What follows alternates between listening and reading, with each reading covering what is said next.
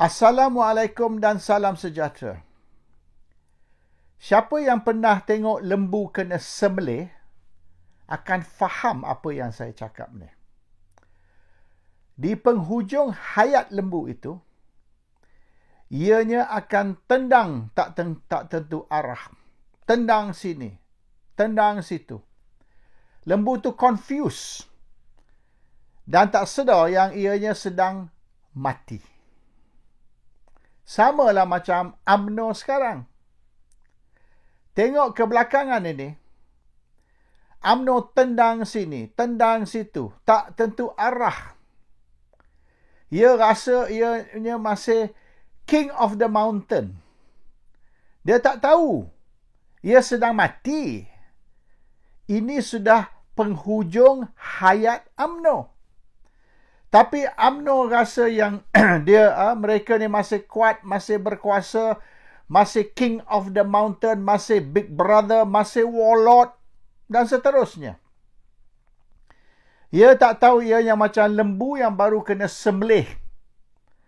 Tendang tak tentu arah, confused, tak tahu apa nak buat, apa nak cakap, dan semua yang UMNO buat dan UMNO cakap salah dan menyebabkan UMNO lagi cepat mati. At this stage, better UMNO diam. Don't talk too much. Lagi banyak awak cakap, lagi banyak awak rosak dan lagi cepat mati.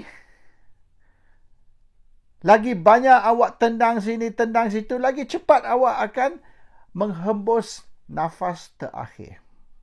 And this is what's happening to UMNO, a very confused and frightened animal.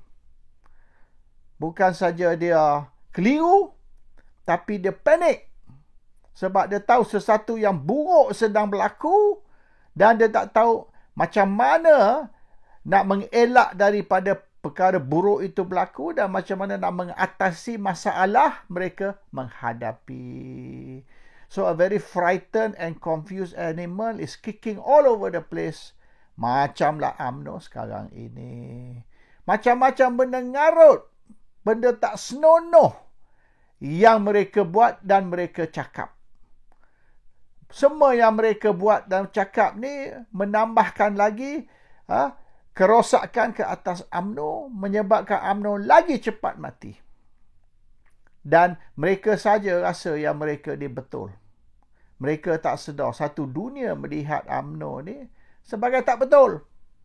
Tapi mereka perasan, mereka rasa akulah terror ni. Orang lain semua bodoh. Orang lain semua tak guna otak. Orang lain ni letak otak dekat lutut. Orang lain ni tak faham. Orang lain ni tak tahu. Orang lain ni bangang. Itu saja hari-hari dia orang keluarkan kenyataan. Dan mereka tak nampak yang kenyataan mereka ni, kata-kata mereka ni, orang ketawa. People are laughing at UMNO. Pemimpin-pemimpin ataupun spokesman, baik ketua penerangan ke, pengarah komunikasi ke, tak kisahlah. Semua yang konon ni bercakap bagi pihak UMNO diketawa oleh orang. Ada orang yang kata saya jijik bila saya tengok mereka bercakap. Sampai gitu sekali. Jijik tu. Kalau kita panggil tai babi, jijik, okey lah. Ini pemimpin UMNO dia orang panggil jijik. This is very serious. Tapi UMNO, dia orang tak nampak benda ni. Dia rasa dia orang ni terror. Dia orang jawab, dia orang balas, dia orang balon. But they don't understand. The more they talk, the deeper they sink. Lebih banyak mereka cakap, lebih banyak mereka terbenam. Dan akhirnya, 6 pilihan raya negeri yang akan datang, UMNO sendiri gali kubur, UMNO sendiri masuk kubur, Perikatan Nasional kerja mereka kambus saja. We just cover the grave. Tak payah gali kubur dan masukkan UMNO ke dalam lubang itu. UMNO gali sendiri, UMNO masuk sendiri, tinggal kerja untuk kampuskan. Dan 6 pilihan raya negeri akan datang ni, kubur UMNO akan di cover. We just cover the grave. Yang mereka sendiri gali, mereka sendiri masuk dalam. UMNO has to realize dia punya strategi politik kena berubah. Tak boleh main strategi politik macam dulu masa dia berkuasa dan dia memerintah. Hari ini dia bukan berkuasa. UMNO tidak lagi memerintah. UMNO ni penumpang, passenger di dalam satu vehicle yang dinamakan Pakatan Harapan. Dan mereka cuba beri gambaran untuk nak save face untuk UMNO. Kalau tidak, malulah UMNO. Kalau kita panggil penumpang di dalam jentera ataupun vehicle yang dipanggil Pakatan Harapan, maka dipanggil Kerajaan Madani atau Kerajaan Perpaduan. Bila Kerajaan Madani, Kerajaan Perpaduan, taklah malu UMNO. UMNO will not be embarrassed that they are mere passenger in somebody else's vehicle. Rumah ni rumah pakatan, bukan rumah barisan. Rumah pakatan. Tapi mereka jemput UMNO duduk dalam guest room. Tapi dia tak maulah, maknanya UMNO ni malu. They are squatters, they are guests, they are passengers. So panggil lah Kerajaan Perpaduan lah, Kerajaan Madani lah dan macam-macam lagi. So, kalau panggil Kerajaan Pakatan Harapan, what's UMNO doing in Kerajaan Pakatan Harapan? Sebab apa? UMNO ni ada menyertai Kerajaan Pakatan. Pakatan Harapan Government include UMNO. So, UMNO penumpang lah. So, kita jangan panggil Kerajaan Pakatan Harapan. Panggil Kerajaan Madani ataupun Kerajaan Perpaduan. Bila tak sebut Kerajaan DAP ke, Kerajaan PKR ke, Kerajaan Pakatan, taklah malu UMNO. They save face. Cerita ni save face for UMNO. Tapi bila UMNO bercakap ni, tak payah orang lain mencemar dia punya image. Tak payah orang lain menyakiti image mereka. UMNO buat sendiri. Self-inflicted wound. Self-inflicted wound tu mencedera diri sendiri. Itu yang UMNO buat. So sekarang ni UMNO tahu dia image ni sudah zero. Zero image, integrity, dignity gone. Jangan gunalah istilah integrity ataupun dignity apabila kita nak describe UMNO. Is there such a thing called virgin prostitute? Ada tak istilah virgin prostitute? Wujud ke tidak? Of course tak ada. There's no such thing. You are one or the other. Kalau kau virgin, virgin lah. Kalau yang sebaliknya, maknanya you are not a virgin lah.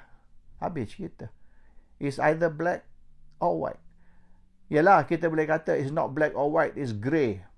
Mixture, black and white. Yang grey tu yang susah tu. Grey area. Dalam undang-undang kita guna grey area. Grey area tu ialah sesuatu yang susah ditafsir. Tak tahulah benda ni halal ke haram. Tak tahulah benda ni jenayah ke tidak jenayah. Tak tahulah benda ni good or bad. It's a grey area. Duduk dalam pertengahan. Nak kata tak baik, tak boleh. Nak kata baik pun tak boleh. So kita kata benda ni haram ke halal? Tak tahulah haram ke halal. Not sure. So UMNO ni it's not grey, it's not white. Dia kata it's grey area. Kalau grey area tak elok lah tu. It's not positive. Sebab apa kata UMNO grey area ni positif? No, grey area ni satu benda yang mengelirukan. Grey area satu benda yang susah kita nak kesan. Kita nak identify. Kita nak cakap dengan terang benda ni baik ke tak baik. So kalau itulah UMNO, that means UMNO ni is not positive lah. It's not negative. Okay, not negative but also not positive. So in the meantime kita nak chop up macam mana, nak label macam mana. Kita tengok kenyataan mereka, gerakan mereka, tindakan mereka dan seterusnya. Dan kita kaji sendiri. We evaluate and we judge for ourselves. Benda ni bagus ke tak bagus. So sekarang ni, 6 bulan ni, semenjak UMNO duduk dalam kerajaan, apa dia kebaikan? Kita kaji. We look at the positive side. Negatif janganlah. Kalau negatif ni sejam saya tak habis cakap ni. And this video kalau boleh I nak tamatkan dalam lagi 5 minit lah. Atau 6 minit. I don't want to go on sampai 60 minit. So okay. Apa yang positif UMNO buat? Apa dia? Cuba senaraikan. Give me the list of the good things UMNO has done. Dalam 6 bulan. Nothing. Tak ada. Satu pun tak ada.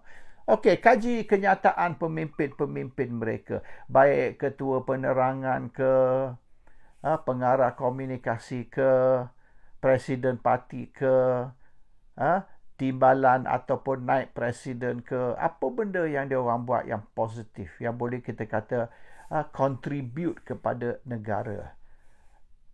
Benda mereka cakap yang boleh memupuk perpaduan kaum, perpaduan agama,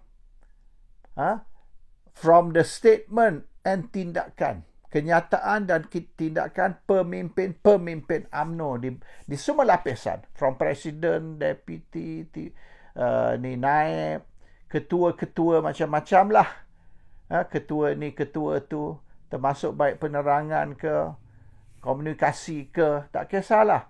Apa benda baik, benda positif yang mereka buat dalam 6 bulan yang boleh kita katakan contribute kepada negara, menjadi aset kepada negara. Nothing. Tak ada. 6 bulan. Zero. So buat apa UMNO duduk dalam kerajaan? Untuk apa? Membantu rakyat? Tak ada. Membantu negara? Tak ada. Membantu bangsa? Tak ada. Membantu agama? Tak ada. Semua no, nothing. Dan ini akan menyebabkan UMNO di-reject oleh rakyat dalam 6 pilihan raya negeri akan datang. Dan UMNO akan pupus. UMNO will become extinct. Just like the dinosaur.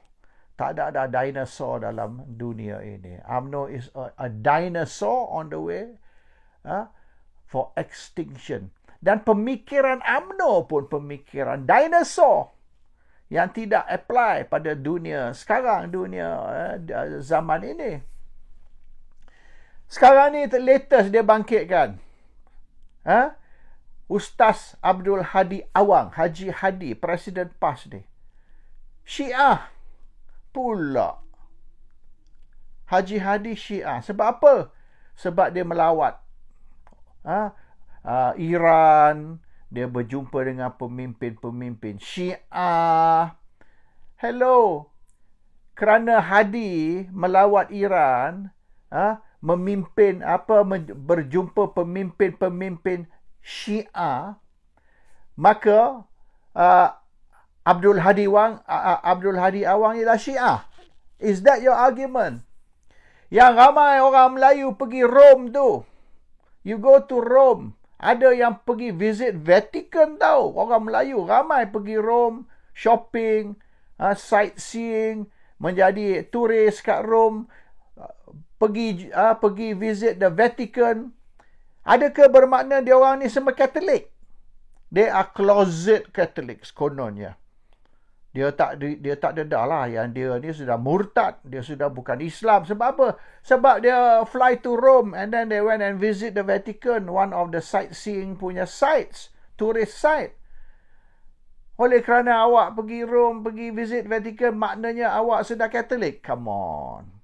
So Hadi ni Syiah sebab apa? Sebab dia pergi Iran. And then what about orang Melayu ramai? Orang yang bercakap tu, ketua pengarah komunikasi tu, dia baru balik Mekah kan? Dia pergi Mekah kan? Dia pergi Mekah tu, imam tu yang dia semayang di belakang imam dekat Masjidil Haram atau Masjid Nabawi dekat Medina tu. The Mekah Mosque and the Medina Mosque. Dia semayang belakang imam tu. Imam tu orang mana? Wahabi. Salafi.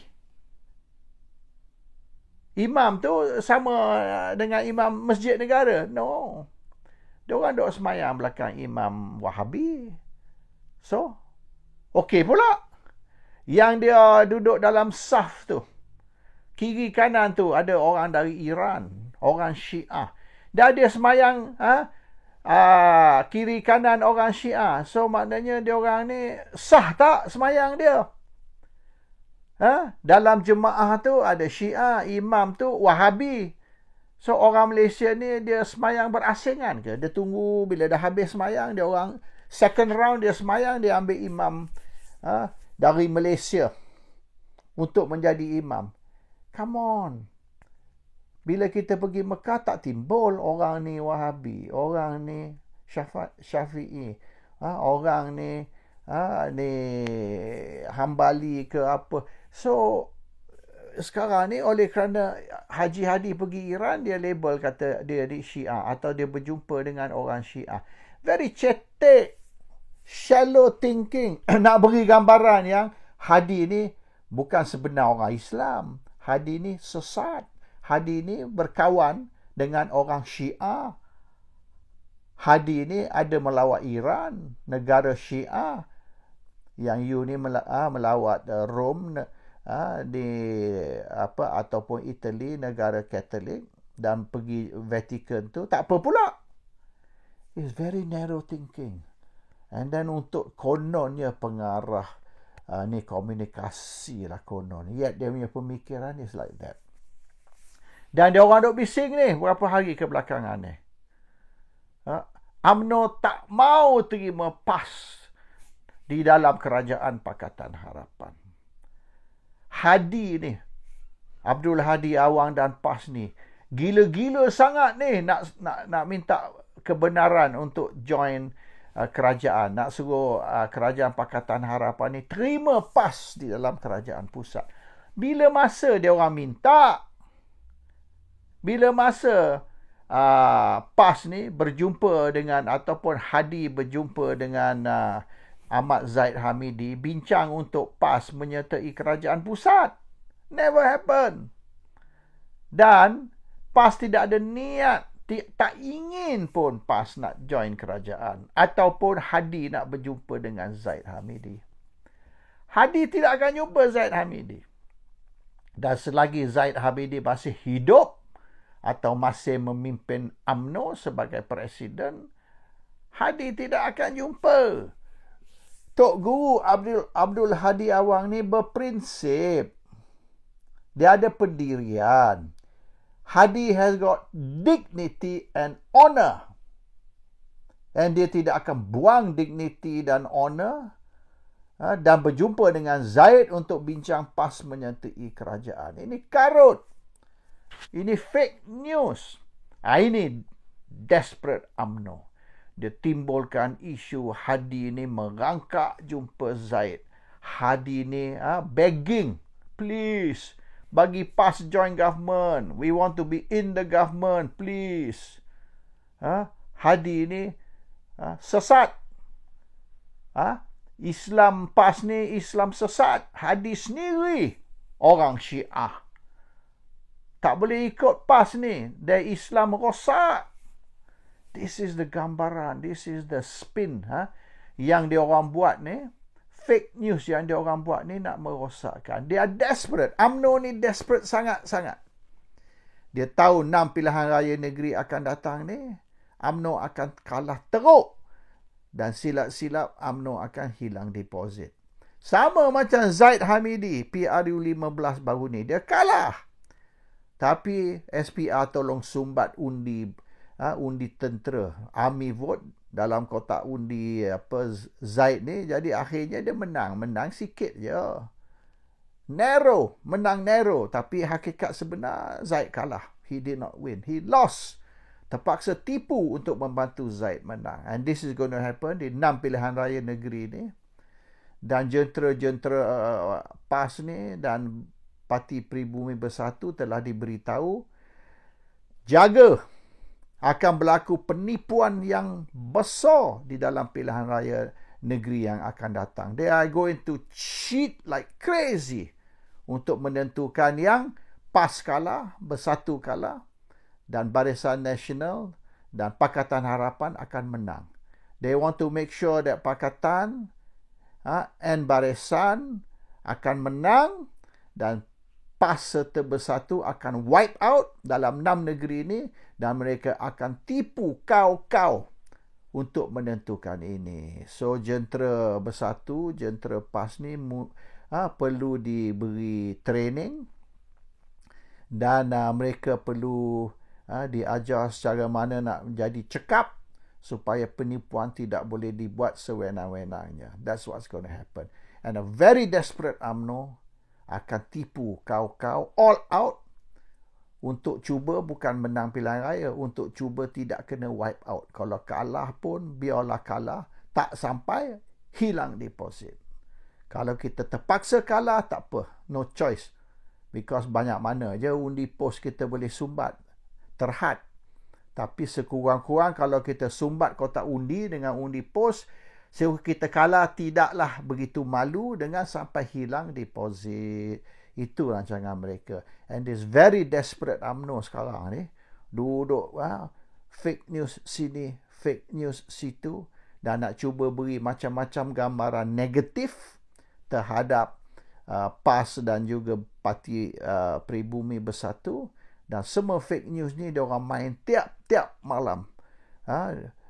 Tuduh sini, tuduh situ. Macam-macam ni fake news mereka spread untuk kalau boleh nak menjatuhkan PAS dan Parti Pribumi Bersatu di dalam pilihan raya negeri yang akan datang. Tapi silap-silap, UMNO bukan saja kalah, UMNO akan wipe out terus dan akan dikuburkan 2-3 bulan lagi. Assalamualaikum. Salam sejahtera.